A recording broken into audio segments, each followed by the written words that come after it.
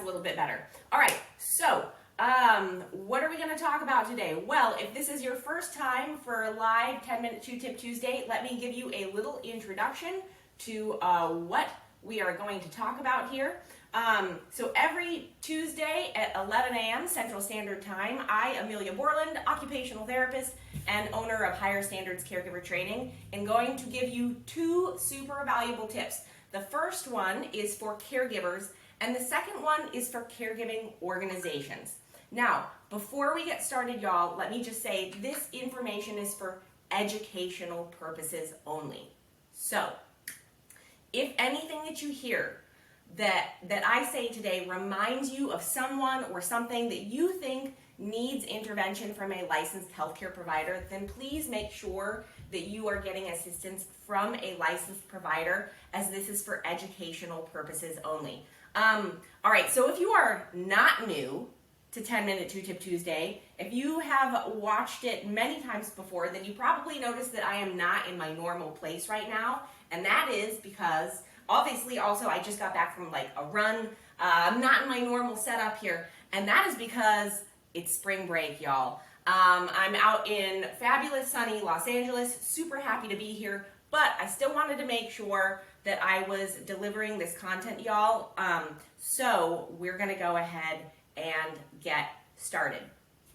So first tip of the day for caregivers, as always, we're gonna break it down to something that's super basic, very essential for making sure that caregivers are protecting their backs. This is something that is, honestly, this is something that is so universally essential that I have taught it to every single person with whom I have ever had contact doing care training or transfer training. So that is other therapists or other future therapists at the graduate level. That is every family caregiver I've ever come into contact with, every professional caregiver that I've ever come into contact with, and that is a lot of people, y'all. So pay close attention to this one. And this is going to seem so basic, but it's something that we really forget to do when we're thinking about protecting our back. So let me get down into it here. So a lot of times we think about our body mechanics and how we're moving and how we're protecting our back when we're actually doing lifting, when we're lifting a heavy object, or when we are lifting a person, right?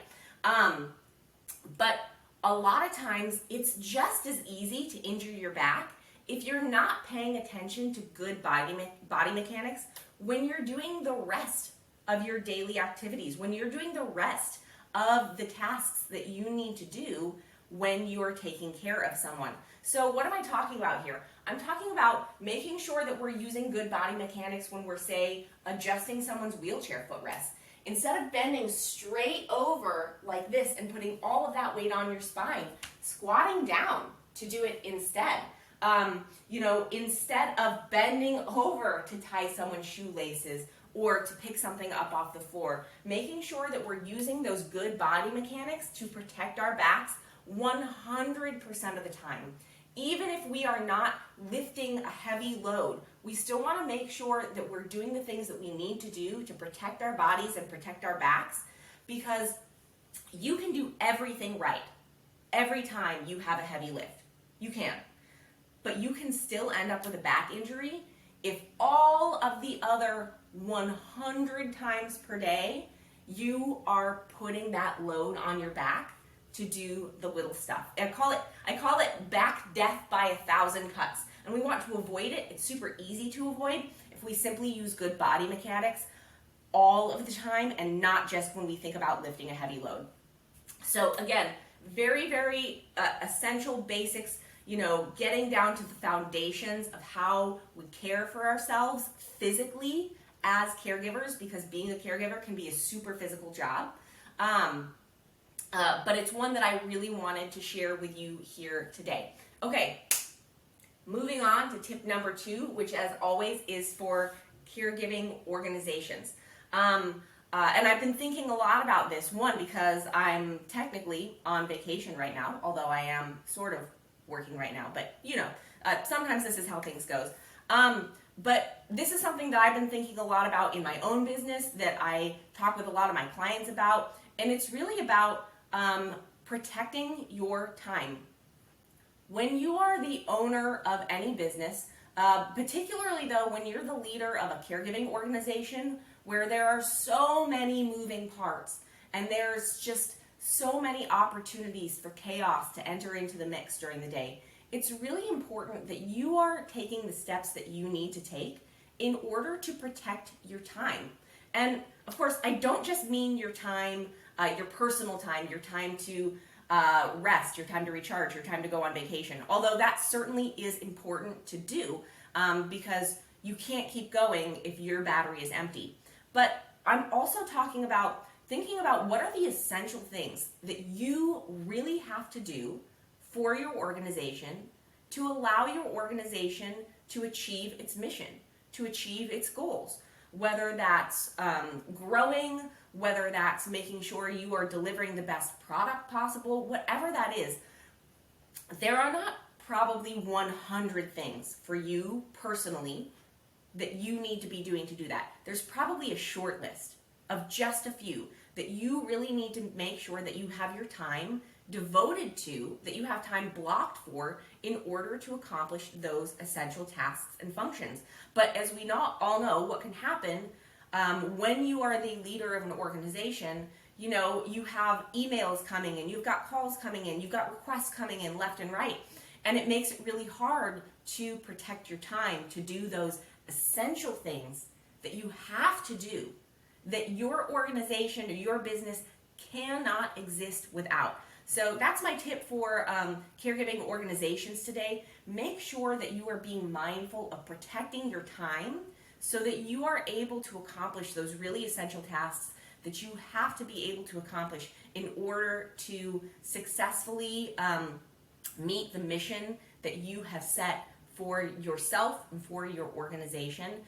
Because when you let everything else kind of flood in, and all those little things take over that time, then pretty soon you find there is no time left at the end of the day to do those essential things, and then you can't meet your mission. So really, really important things to think about, both for caregivers in terms of getting back to basics, protecting your own physical health today, and then also for caregiving organizations, thinking about how do you protect the health of your organization? How do you do what you need to do to make sure that you are creating the thing that you really have and that you really want to create? Those are the tips for today. Stay with me just a second here. I do want to give you a little bit of information about the Fall Prevention Series. Part 2 is coming up shortly here. Part 2 is going to be on March 25th at 2 p.m. Central Standard Time. That is a live event, y'all. Please make sure, if this is something you're interested in, that you go ahead and get registered for it. It's absolutely free. There's no cost at all. I'll tell you the 3 things we're going to be talking about at part 2 of this Fall Prevention Series. And this really is, y'all, this is fall prevention for non-medical caregiving organizations, kind of going over the really specific things that these types of organizations need to be thinking about. So we're going to be talking specifically during this part of the Fall Prevention Series. We're going to be talking about what are the common environmental hazards that come up that can lead to falls. We're going to be talking about how to help your caregivers recognize those hazards and how to report them. And then the third thing we're going to be talking about is what you need to do as an organization when those kinds of hazards are reported. We're going to be talking about some important resources that you need to know about, etc. So if that is something, if fall prevention, if safety is something that is a priority for you and your organization, then I recommend you take that time, you block out that little bit of time that we're going to be spending on that Friday, March 25th at 2 p.m. Central Standard Time. Join me, join the other participants to go over this essential information so that you can start incorporating that into your own organization and helping to keep people more safe. I'm going to pop in a link to register along with this post once I'm done going live, and I go ahead and get that out there for you. So make sure that you are looking for that. Go ahead and get yourself signed up if that's something that is important to your organization right now. Okay, that is really it for me today, for today's 10-Minute Tip Tuesday. I hope that you enjoyed this live 10-Minute Tip Tuesday while I'm on the road here for spring break. I hope that everyone, until next week, is safe and healthy and well. And until then, guys, take care. Bye, y'all.